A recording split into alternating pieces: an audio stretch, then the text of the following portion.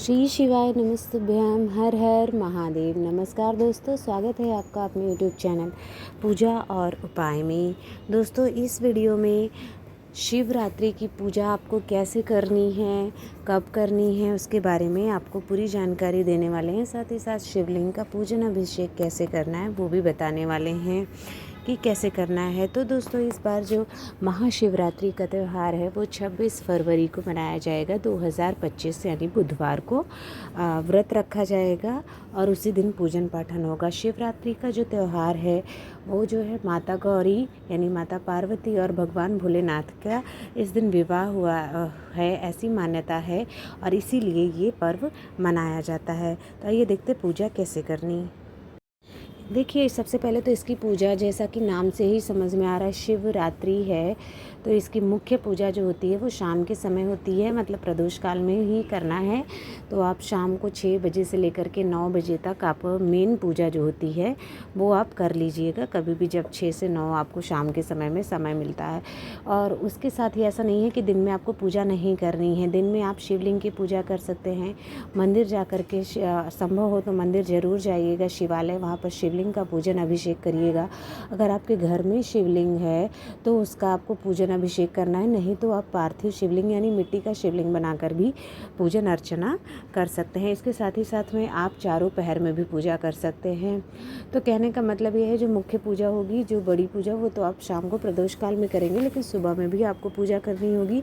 साथ ही साथ शिवलिंग का पूरे दिन में आप पूजन अभिषेक कर सकते हैं। तो आपको क्या करना है, सबसे पहले जो है एक चौकी लेनी है और उस पर लाल या पीला कपड़ा बिछा लेना है। साथ ही आपको शिव परिवार की फ़ोटो स्थापना करनी है, जिसमें भगवान भोलेनाथ हो, गौरी माता हो और गणेश जी हैं, कार्तिकेय जी हैं, ऐसा। साथ ही साथ विवाह के लिए ये पूजा आप कर रहे हैं तो कलश स्थापना भी ज़रूरी है।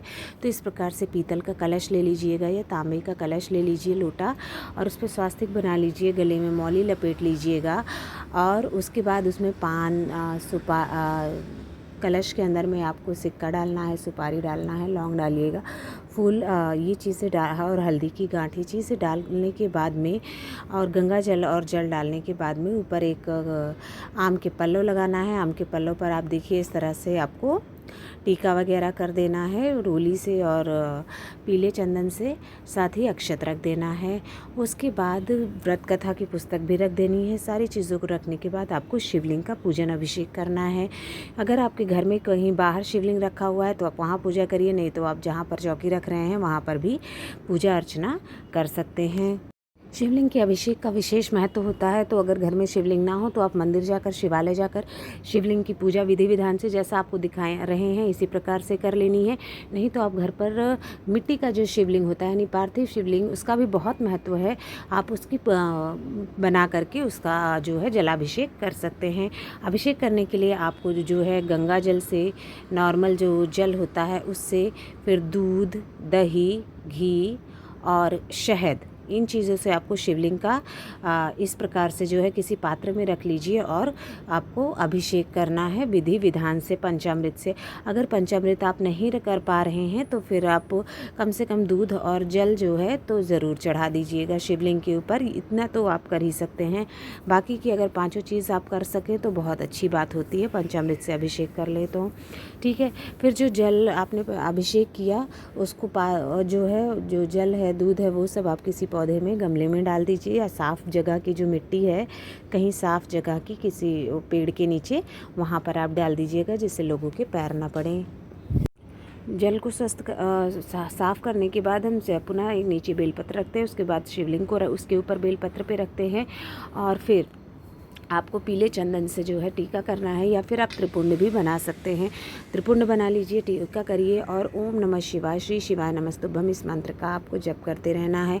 इसके बाद बेलपत्र जो लेना है उसकी डंडी तोड़ दीजिए और उस पर आप ओम बना दीजिए या फिर बिंदी लगा दीजिए पीले चंदन से। इस प्रकार से 5-7 जैसी सामर्थ्य वैसी बेलपत्र आपको चढ़ानी है। फिर भोलेनाथ को जो है सफ़ेद फूल अति प्रिय हैं, तो आप सफ़ेद फूल संभव हो तो चढ़ा दीजिएगा। केतकी का फूल बिल्कुल भी मत चढ़ाइएगा। इसके साथ ही साथ में शमी पत्र चढ़ा दीजिएगा, धतूरा है मिल जाता है तो चढ़ा दीजिए, भांग, इस तरह की जो भी चीज़ें आपको मिल जाती हैं भगवान भोलेनाथ की पूजा से, या आंकड़े का फूल यानी मदार का फूल मिल जाता है तो वो चीज़ें आपको चढ़ा देनी हैं। फिर आपको जनेऊ चढ़ाना है, शिवलिंग के ऊपर जनेऊ अर्पित कर देनी है और वस्त्र के रूप में मौली कलावा जिसे कहते हैं वो चढ़ा देना है।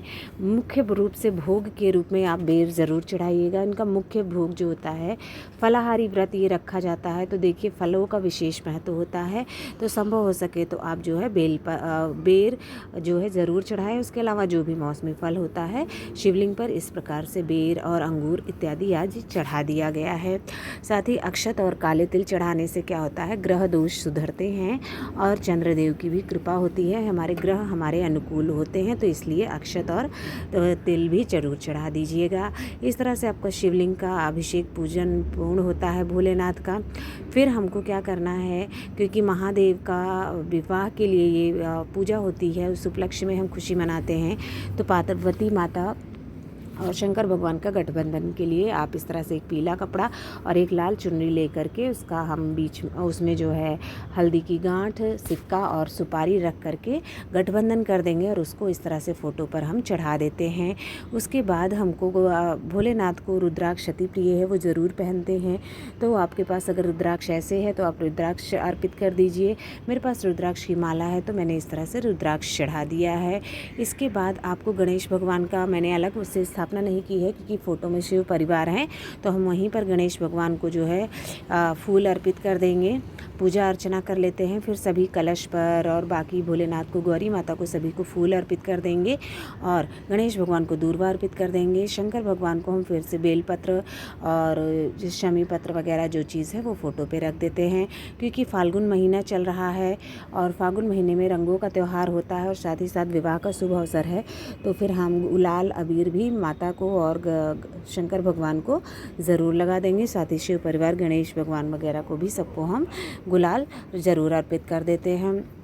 इस तरह से करने के बाद गणेश भगवान को आप दूर्वा अर्पित कर दीजिए और साथ ही साथ में गणेश भगवान को भी आपको जो है जनेऊ पहना देना है। फिर आपको वस्त्र के रूप में मौली चढ़ाना है। अगर आप सचमुच में वस्त्र दान करना चाहते हैं तो आप कोई अपनी सामर्थ्य के अनुसार कुर्ता पायजामा या धोती या कोई रुमाल, जिस तरह से आपकी सामर्थ्य है उस तरह से आप अर्पित कर सकते हैं। इसके बाद भोग प्रसाद आपको चढ़ाना है, तो मुख्य भोग जैसा आपको बताया है बेर होता है, बेर चढ़ाना है। साथ ही साथ मौसमी फल जो मिल जाता है जैसे संतरा, अनार, अंगूर, वो सब चढ़ाइएगा। मिष्ठान का विवाह का अवसर है तो मिष्ठान का विशेष महत्व होता है, तो कोई भी एक प्रकार की मिठाई अपनी सामर्थ्य अनुसार, जैसे मैंने लड्डू चढ़ा दिए हैं तो आप कोई भी मिठाई चढ़ा सकते हैं। और मुख शुद्धि के लिए अंत में लौंग और इलायची माता को ज़रूर चढ़ा दीजिएगा। इसके बाद गौरी माता का विवाह है तो आप उनको सुहाग सामग्री ज़रूर अर्पित करें, चूड़ी, बिंदी, मेहंदी, महावर, इस तरह की चीज़ें चाहे तो 5 अर्पित कर सकते हैं और चाहे तो 7 या 16 श्रृंगार भी आप अर्पित कर सकती हैं। बाद में कुछ सामग्री अपने पास रखिएगा और कुछ जो है आप दान में डाल दीजिएगा। इसके बाद अपनी सामर्थ्य अनुसार दक्षिणा डाल दीजिए, वहाँ पर चढ़ा दीजिएगा, जिससे आपकी जो पूजा में गलतियाँ रह जाती हैं वो क्षमा हो जाती हैं। फिर आपको हाथ में अक्षत लेना है और फूल लेना है और व्रत कथा जो शिवरात्रि की है व्रत कथा आपको ज़रूर पढ़नी है अथवा सुननी है। हाथ में फूल लेके फिर उसको फ़ोटो के पास अर्पित कर देना है। अंत में इस तरह से आरती की थाल सजा लीजिए, फूल डाल लीजिए, स्वास्तिक बना लीजिए और धूप, दीप, कपूर से और घी की बत्ती से जो है आप गा करके भगवान भोलेनाथ और गौरी माता की आरती करनी है। आपको पूरे विधि विधान से, पूरे सच्चे हृदय से आपको लिए देखिए संभव हो तो चारों पहर आप आरती कर सकते हैं। पूजा पूरी ना कर सके तो चारों पहर कम से कम आप आरती ज़रूर कर लीजिएगा अगर व्रत है तो। इसके बाद आपको आरती को शांत कर लेना है, हाथ जोड़ के पूजा में हुई गलतियों के लिए, भूल चूक के लिए क्षमा प्रार्थना करनी है, पैर छूना है, आशीर्वाद लेना है और पूजा के अंत में जो है हाथों में अपना आंचल या दुपट्टा या कोई कपड़ा ले करके आपको गौरी माता को जो आपने सिंदूर अर्पित किया था वो सिंदूर से जो है 3 बार अपनी मांग में सिंदूर लगा लेना है, यानी आपको सुहाग ले लेना है। इस तरह से पूजा आपको अपनी पूर्ण कर लेनी है। तो दोस्तों इस प्रकार से महाशिवरात्रि की मुख्य पूजा जो होती है वो पूर्ण होती है। शिवलिंग का अभिषेक अगर आप उस समय नहीं करना चाहते तो आप दिन में कर लीजिए, आप चौकी पर ही करें, ये ज़रूरी नहीं है। जहाँ आपने मुख्य शिवलिंग रख रखा है आप वहाँ कर सकते हैं, मंदिर में भी कर सकते हैं।